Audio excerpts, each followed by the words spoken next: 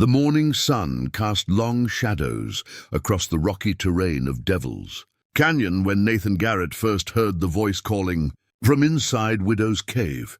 He'd been riding fence, lying on the northern edge of his ranch, checking for breaks after the previous night's storm, when the sound stopped him cold in his saddle. It was a woman's voice, weak and desperate, crying out for help from somewhere deep within the limestone cavern that had earned its ominous name decades earlier. But that was impossible, because Nathan knew for certain that no woman had any business being in that particular cave, especially not Sarah Morrison. Sarah Morrison had been warning people away from Widow's Cave for the better part of 3 years, ever since her husband Thomas had disappeared somewhere in its dark depths.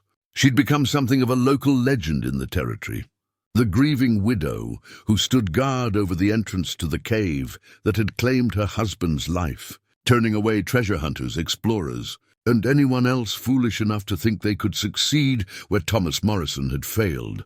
"Don't go near that cave," she would tell anyone who'd listen, her eyes holding the haunted look of someone who'd lost everything that mattered. "It's cursed ground, that place.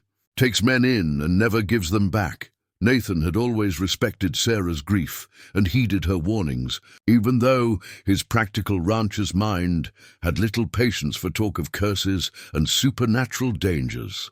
Caves were dangerous enough without adding superstition to the mix. Rockfalls, sudden floods, poisonous gases, getting lost in unmapped passages. There were plenty of real hazards to worry about without invoking the supernatural.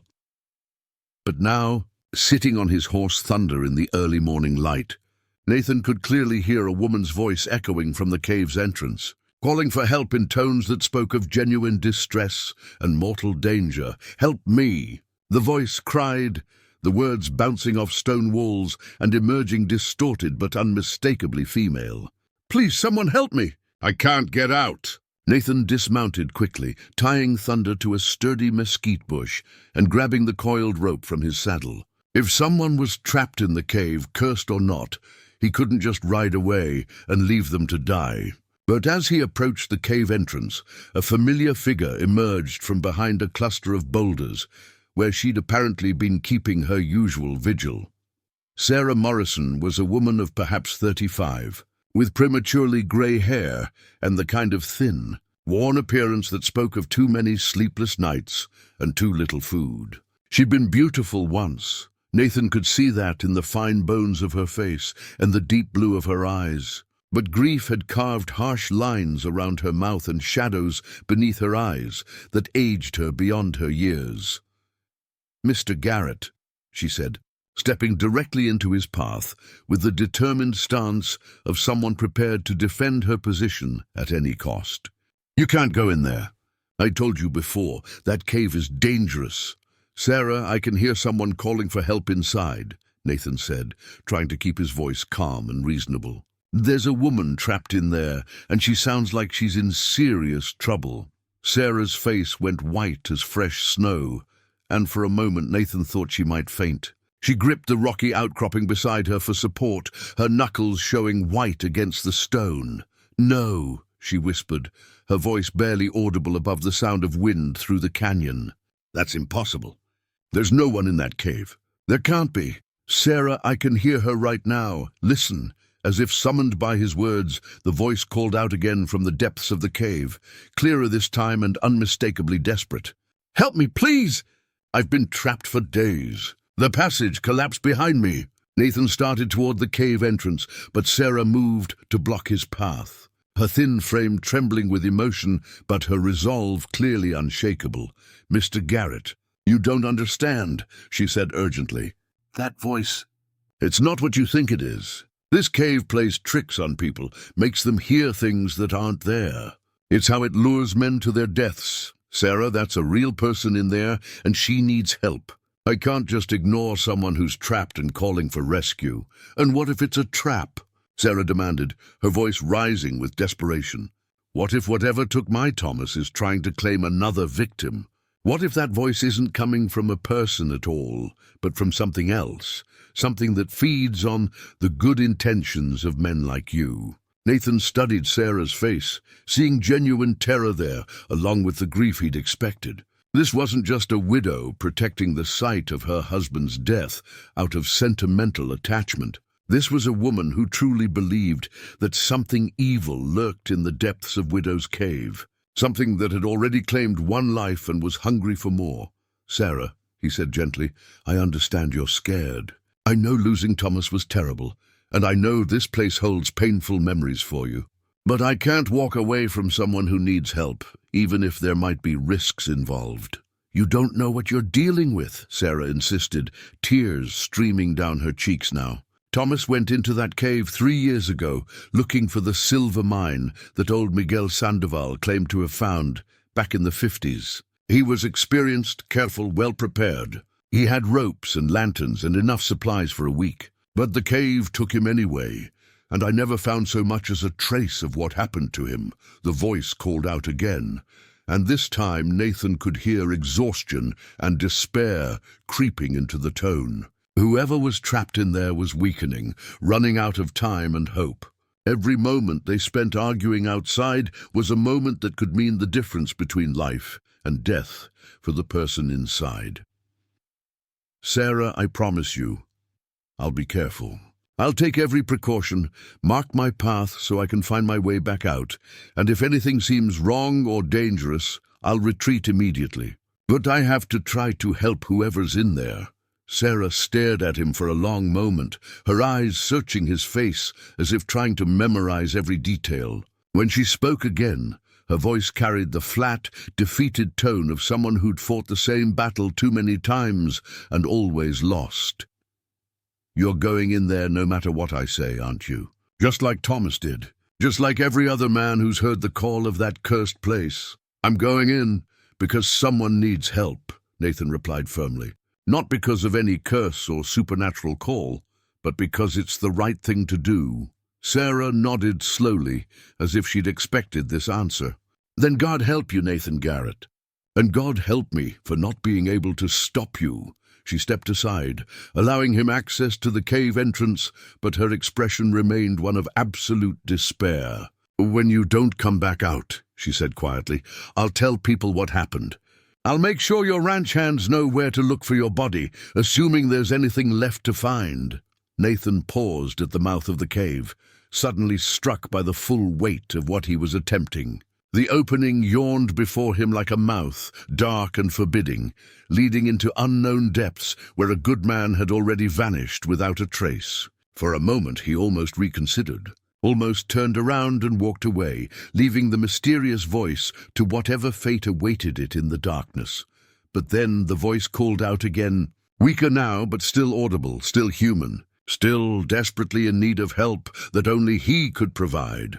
"I'm coming," he called into the cave, his voice echoing off the stone walls. Hold on, I'm coming to get you out." As he stepped into the darkness, lantern in one hand and rope in the other, Nathan heard Sarah Morrison whisper something behind him that sounded like a prayer, or perhaps a farewell. In the echoing confines of the cave entrance, it was impossible to tell the difference.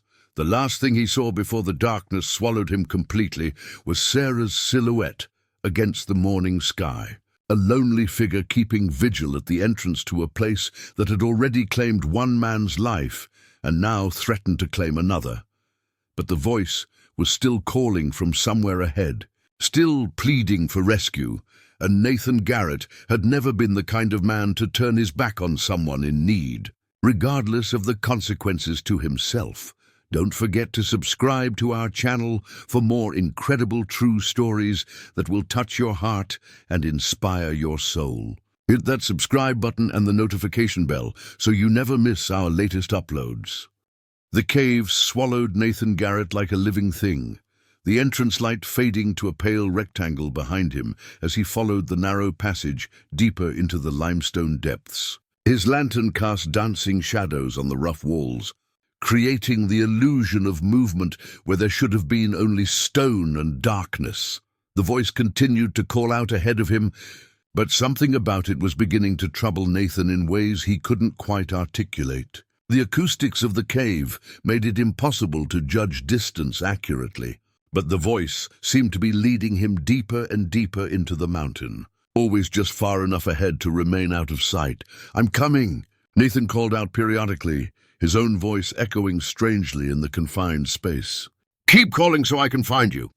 "Here," the voice would respond. "I'm here. Please hurry." But here never seemed to get any closer, and Nathan found himself wondering how someone trapped by a rockfall could have such a clear, strong voice after supposedly being stuck for days without food or water.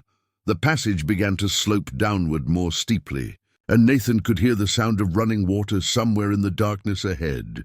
That was both encouraging and worrying. Water meant there might be another way out of the cave system, but it also meant there was potential for flash flooding if another storm hit the canyon above. He paused to examine the walls more carefully with his lantern, looking for any sign that Thomas Morrison had passed this way 3 years earlier. What he found made his blood run cold. Scratched into the limestone, barely visible in the flickering light, were marks that looked like they'd been made with a knife or sharp stone. At first, Nathan thought they might be natural formations or the random scratches left by animals. But as he studied them more carefully, he began to make out what looked like letters, carved with desperate urgency into the unforgiving stone. "Sarah," one marking read, followed by something that might have been "Run," another set of scratches, located several feet further down the passage, seemed to spell out "Not real" in shaky. And certain letters, Nathan felt a chill that had nothing to do with the cool air of the cave. These had to be Thomas Morrison's final messages, warnings carved into the stone as he realized the true nature of whatever had lured him into the depths. But warnings about what? The voice called out again, closer now, or perhaps just clearer in this section of the cave.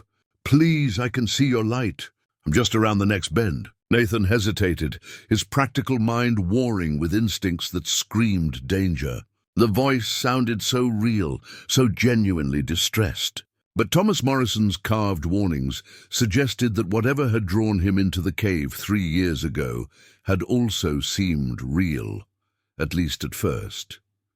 He decided to proceed, but with much greater caution. Instead of following the main passage directly, he began looking for alternate routes, smaller passages that might allow him to approach the source of the voice from an unexpected direction. If this was some kind of trap, he didn't want to walk straight into it.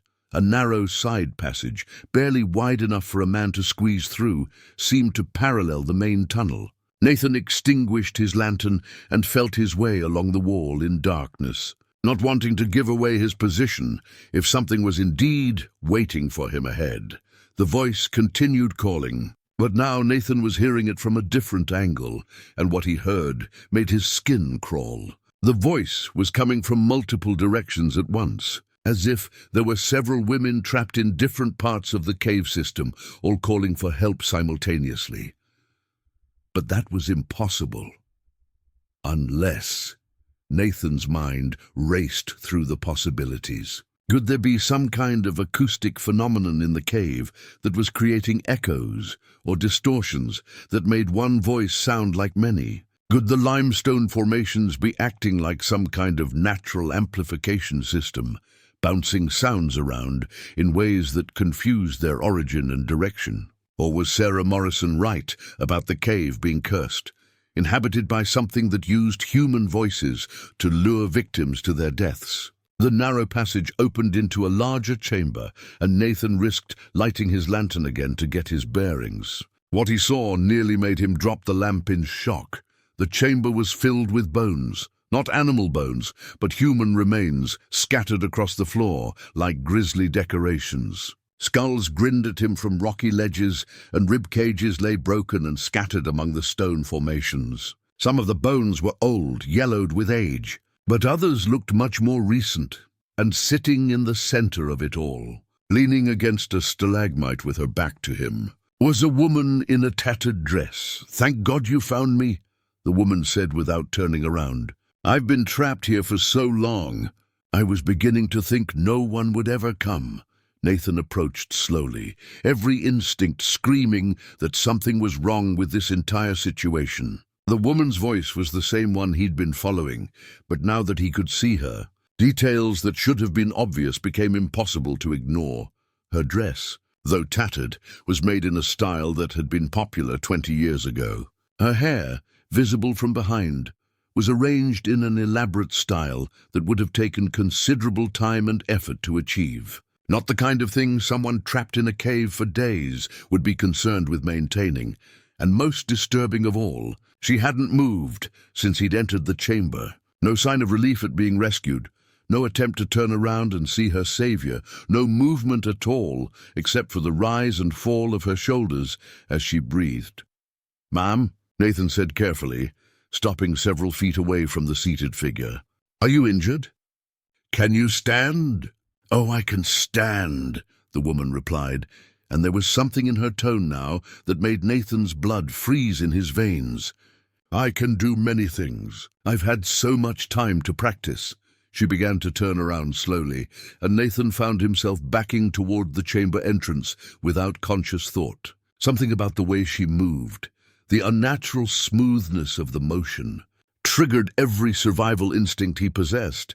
"You see," the woman continued as she turned, "I've been waiting here for such a long time. Waiting for visitors, waiting for company. The cave gets so lonely, and the bones don't make for very good conversation." When she finally faced him, Nathan understood why Thomas Morrison had carved desperate warnings into the cave walls. The thing that looked like a woman had a face, but it was wrong in fundamental ways that made Nathan's mind recoil from trying to process what he was seeing. The features shifted and flowed like water, sometimes appearing beautiful and feminine, sometimes revealing glimpses of something ancient and predatory underneath. The eyes were the worst part, pools of darkness that seemed to contain depths that had nothing to do with human anatomy. "Don't you want to stay?" the thing asked in a voice that was no longer quite female, no longer quite human. "We could have such wonderful conversations. You could tell me about the world above, and I could tell you about the treasures hidden in the deepest parts of the mountain." Nathan was backing away steadily now, his hand fumbling for the passage entrance. "What are you?" The creature's laugh echoed through the chamber like breaking glass. "I'm whatever I need to be, whenever I need to be it. Sometimes I'm a lost explorer calling for help. Sometimes I'm a dying prospector with information about hidden gold. Sometimes I'm a beautiful woman who just wants company in the darkness. You killed Thomas Morrison." "Thomas Morrison killed himself," the creature replied, its form beginning to shift and change, becoming larger and more overtly threatening. "Just like they all do eventually. I simply provide the motivation."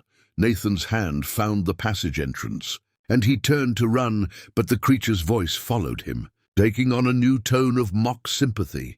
"You can't escape that easily, Nathan Garrett. I know your name, I know your fears, and I know exactly what you want to hear. Listen."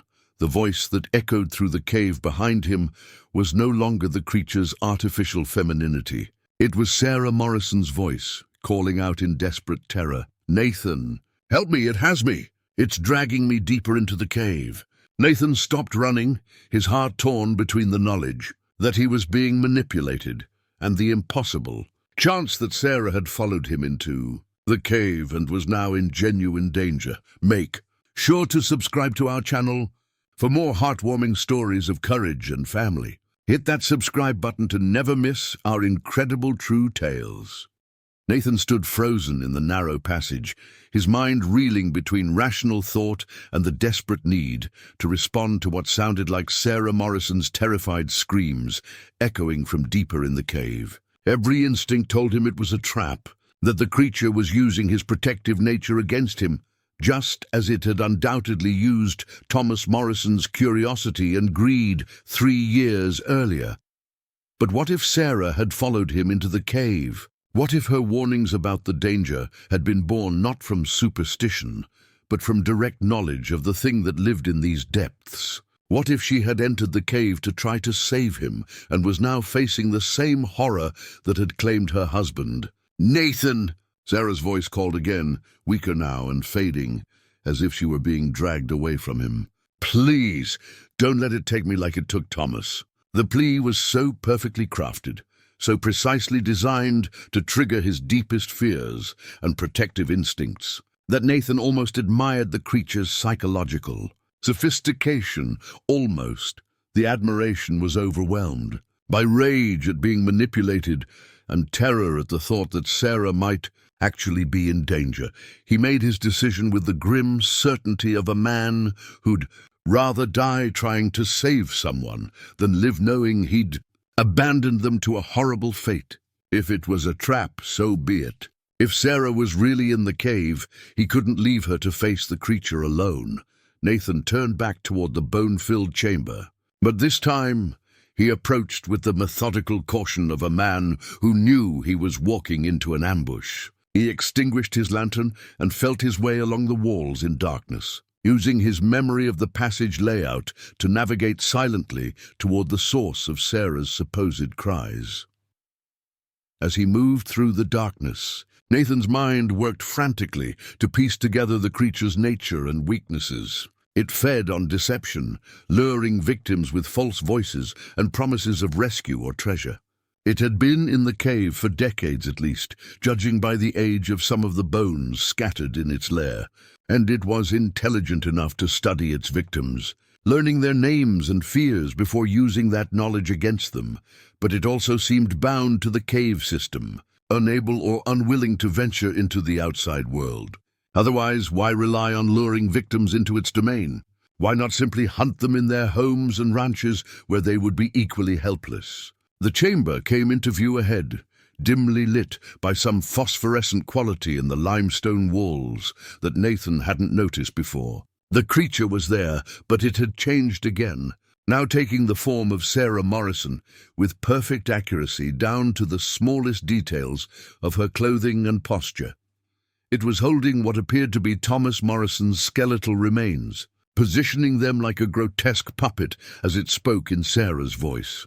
"Look what it did to my Thomas," the false Sarah said, tears streaming down its borrowed face. "Look how it left him here to rot in the darkness while I waited and worried above ground."